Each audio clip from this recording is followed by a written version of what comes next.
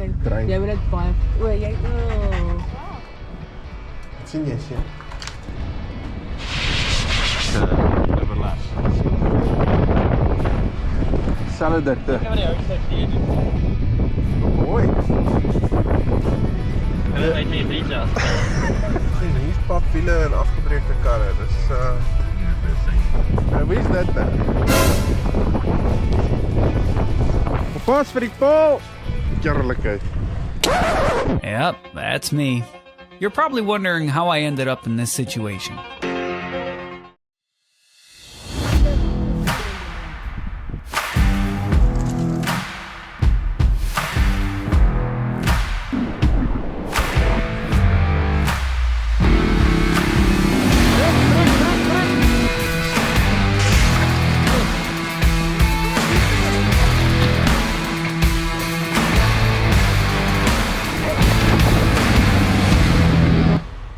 Hello and welcome to the channel.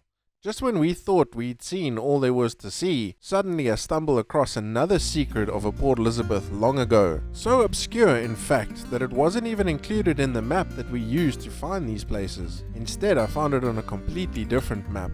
A map that included some interesting and exciting descriptions such as sea target, proposed bombing range equipped for night firing, quadrant tower, proposed target range, proposed machine gun range, target areas, marker shelter, and quadrant tower B.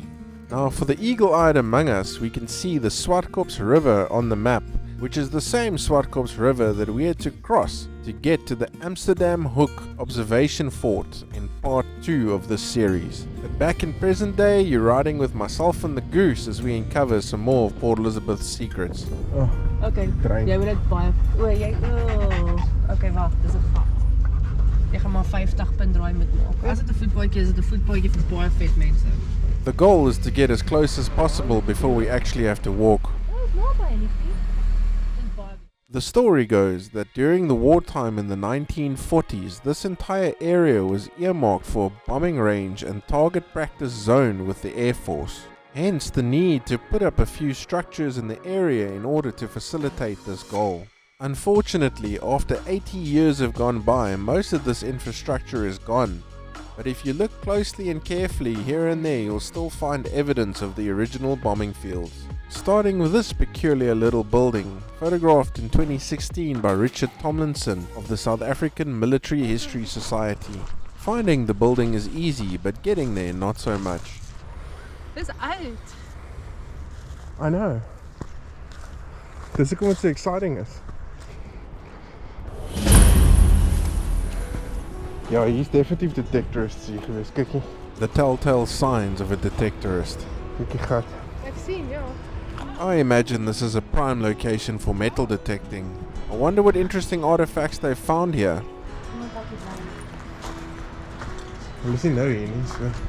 It doesn't take long to figure out that this is the marker shelter as marked on that map that I showed you earlier. Here's the blok uit, Ek glo nie. It's a block. Nee. The texture of the outside wall is particularly intriguing until the Goose figures it out. Kykie. Dis so sandsakke gewees. Kyk daar bo kan jy mooi sien hulle impressions, sandsakke. Dis hulle die. The pattern left by the Hessian sack still very visible in the cement today. So die plek was toegepak met sandsakke. Ja, langs die kante. Looking at this wall reminds me of a photograph from the archives of Cpl Cecil Jones of the RAF. He was stationed in Port Elizabeth during the 1940s, and the photograph shows a team of guys shoveling sand into Hessian sacks. Would it be too far-fetched to consider that maybe they were constructing the marking shelter in this very photograph? Ons die ligswitch gekry. It's definitely clarifying a fortification.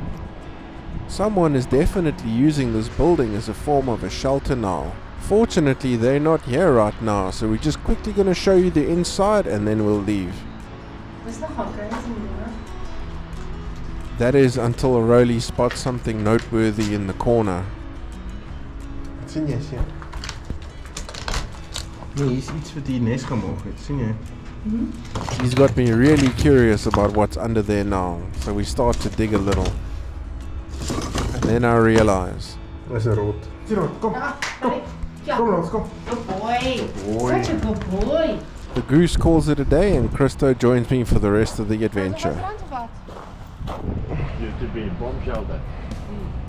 Well, that's me, suck up a bit. Hulle het maar weggewaai, soos want hulle was sandsakke. Dit was nie cement sandsakke nie, dit was net sandsakke. Net sandsakke. Jy kan sien by die base by Algoa Battery. Die sandsakke daar het hulle gemeng met sement. Ja. En dan pak hulle hom net. Ja, En soos wat dit reën en alles aan. Ja, jy meng jy sand net met los cement. Ja. Sak vol level om uit. Level om uit. Dit reën en nat. En die snaakste is soos die sak rondom vreet weg, ry dan bly net hierdie baksteen oor. Ek het tot die leiers sien maar leef nie. Boy. Yes. Nee, baie goeie job. Nee. Maar dit is nou maar net om bietjie veiliger. The original building was built square and straight, and the cement sandbag facade that you see was probably added sometime afterwards. Maybe to add some peace of mind for the guys sheltering inside. Nice. So what exactly was the purpose of this place? Being described as a marker shelter, I would imagine that the occupants would have to come out now and then to set up markers and targets for the Air Force to practice their attacks on. No wonder they wanted to reinforce this place. Amazing hoe hierdie bos gelyk is met die dag. Hy groei in op die presies op die shape wat die cement is. En presies die hoogte. Christo is finding some interesting things on the roof. Dit steenkool. Ek wil sê steenkool, maar is 'n bietjie lig. Miskien charcoal? Seker mooi. Ai, die kristalle van die hout. Petrified. From the marker shelter, we travel on along the coast for a short distance to get to our next point of interest. As we move past the pier of what is now known as Wells Estate, we discover that the dunes nearby hide some more evidence of our bombing range. In Richard Tomlinson's journal, he referred to this place as the Northwest Quadrant Tower. Against our better judgment and motivated by laziness, we decide to drive as close as possible, park at Wells Estate, and then just take a shortcut over the dune. It's not long before we spot what we're after. Nou kan jy hardloop soveel as wat jy wil, John. Really starting to show some signs of fatigue, and I'm not far behind. Our first human artifact. Christmas week. Wat? Jy moet daai. Die toring is definitief so opgebou, hoor hom. Hy het so gesak. Comparing it to Richard Tomlinson's photograph of 2016, not much has changed, but I'm sure this base started its life much higher up this dune. Maar die base is nie te dik nie, né? As jy kyk hier onder die randjie. Ja. Sy redelijk dun gegooi. Dink jy afgesluit? Ek dink so, ja. Jy sê jy gaan 'n bietjie. Eens kyk hoe vaar jy. The problem with a GoPro wide-angle lens is it doesn't actually give you an idea of how steep things are. Hold on, Rolo, hold on. Ek weet wat dit hout. Ja. Tipe die bepaal. Was die tipe nie, dit was 'n ordentlike toring. Maar die was obviously stabilizers geweest. Would you look at that? I brought some research with me. Now for the obligatory cheeky slide. Steven met die 4x4. It's become a tradition of sorts.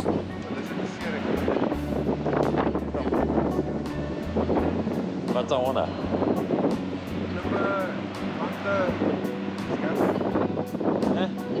Kom hier, druk my.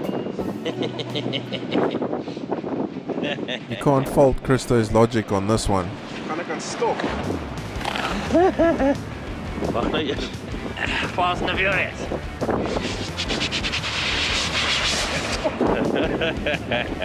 Je prikstof geweest.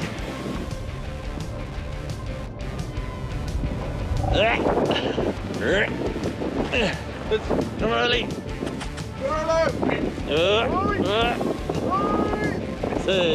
And now we get into the real artifacts. Dit is de klas. Dis dik. Dit is nog een. Zeker maar wat gereken met bulletproof. Hè? Dit is zaak maken. That's baie, ja. Heel daar af vir die glas. It's obviously soos die pressure van die glas. Ja. So nou die glas uitslaan. We sit there and hypothesize for a little bit longer. As jy nou move hoor, dan kan hy tong. Ja, hy is daai se gat. Ja.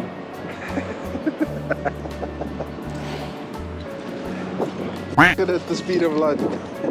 What? It's crazy how unsteep and easy the video looks compared to what we went through.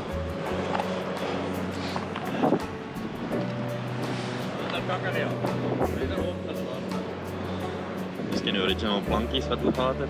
Wat ek agtergekom het jy al die app gekyk met die AGOA battery? Ja. Met die krag wat hulle gebruik het. So dit was dieselfde Ja, tipe. dinner. Dik en dinner. Yes. So amper tango van die tango. So het overlap. Yes, ja. Soos 'n Single. ja. One common theme of all these old sites is it's always the glass that survives to present day, giving you the most insight into the artifacts and bits and pieces that were once there. Ja. I've already got a substantial collection of old bottles from these sites, and I only keep the ones that I find intact. If you do this sort of thing, you're going to end up with a lot of bottles. Flavor guard. I try to do a quick search on Flavor Guard to see what it comes up with on the internet. I couldn't find anything that matched the piece that I picked up, but I'd love to hear from any viewers that recognize this piece of glass. Please leave a comment. For all the viewers from further afar, this is the typical Saturday morning in Port Elizabeth. We're making our way back to the car, which we've left unattended for about an hour. Where's that now? Our worst fear is confirmed. Ja. Miskien het hulle net gekyk. Ek hoop hulle het dit gekyk. Ja, maar hulle- kyk of hulle kan. Maar hulle het nie weggejaag toe hulle ons nie. Lekker, right? With a huge sigh of relief, we take our adventure further up the beach to a place called Quadrant Tower B, which is situated quite close to present-day Kucha Harbour. It's going to be quite a challenge getting in there with a vehicle, as most of it is fenced off, but still well worth the mission, as this is the only site remaining on the bombing range that's got the remains of an old toilet. Sien, hier's papwiele en afgebreekte karre. Dis Ja, vir die sein. ongelukkig vir ons. Die volgende structure is hier af. Myself and Rolo scout a new path for the Pajero. Wat dink jy? O ja. Jy gaan jou kar krap. Christo is not one to shy away from a challenge. Okay. Hoi.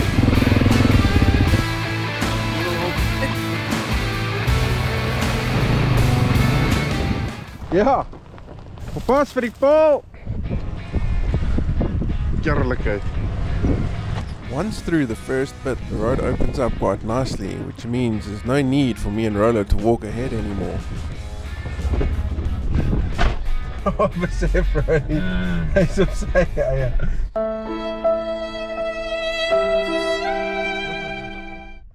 Dis al wat my plan. Maar hulle moet die paadjie maintain. Die ons gaan op. Kom maar. Now we just need a spot where we won't get any more visitors. Ek moet nie vassit nie. As hy vassit dan vang ons vis. Lekker daai. Kyk wat dit. Ek voel amper beter om die kar hier te los as daar op die pad, want hy's minder sigbaar. Maar kom ons los hom net hier.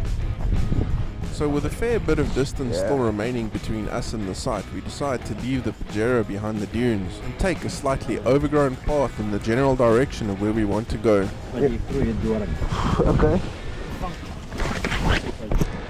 Nou is ons die uitkomboord om te sien aan die linkerkant. Daar is hy. So daar, op die heuwel, is die oorblyfsel van die koekhuis. Dit is vir my net amazing dat die glasstukke en goed van die ou dae nog steeds daar is. Ja, beter nie dan. Maar net erosion of time, man. Ja. En glas is nie bekend vir sy decomposition properties. As we get close to the site, the soil composition visibly changes. Van die ruiter. Selfde dikte. Ek het die houtsak die nou gedaan onder het. En al wat oor is van hom is die ruiter. Ja. This glass is way thicker than what you typically find, which means it's special purpose. Maar die ruiter was besonder dik geweest, hoor. Hierdie lyk soos 'n rubble patch. So hierdie is presies dieselfde. This quadrant tower foundation is identical to the one we found earlier, so it must be safe to assume that the buildings were identical also. When we compare this to the photographs from Richard Tomlinson's journal in 2017, again, not much has changed.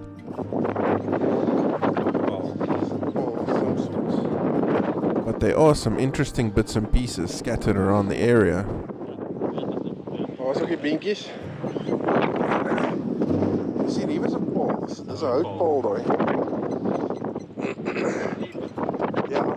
Among the rubble, Christo discovers what he thinks used to be a sleeper, but on further inspection it's a little small for a sleeper.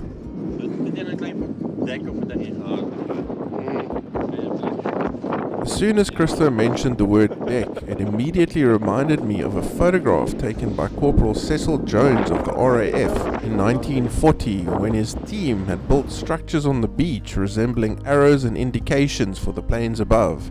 Could this piece of timber and cement foundation be the last remnants of the structure you see before you? They also built large wooden signs which could be read from high above. Could they have used these to identify the targets on the ground for the bombers above?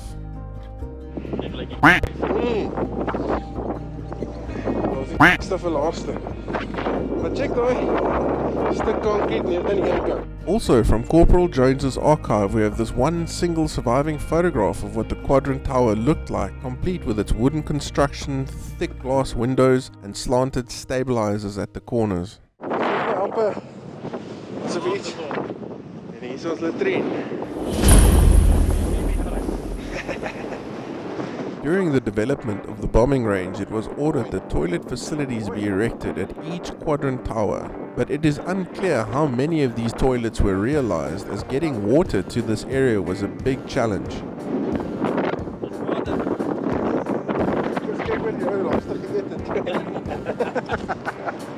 Ons met 3 shells, jy ken nie 3 shells. Hulle weet nie 3 shells.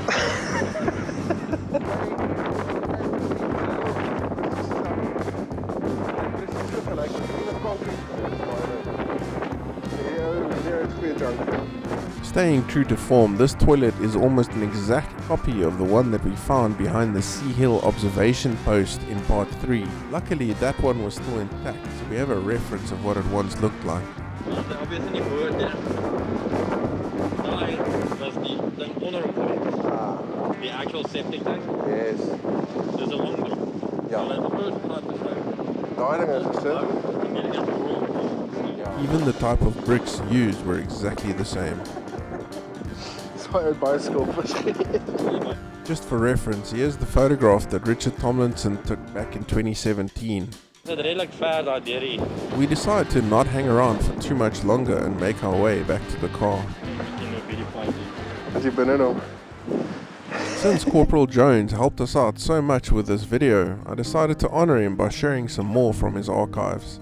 Once again guys, if any of the viewers have got anything to contribute, photographs of their own of this time period, please get in touch with me. I'd be more than happy to make a new video about that. And for the rest of you that's made it this far into the video, don't forget to subscribe and ring that bell for more videos just like this one. And if you liked what you saw, please hit the like button. It doesn't cost you anything and it really helps out the channel. Thanks for watching and I'll catch you on the next one. Cheers.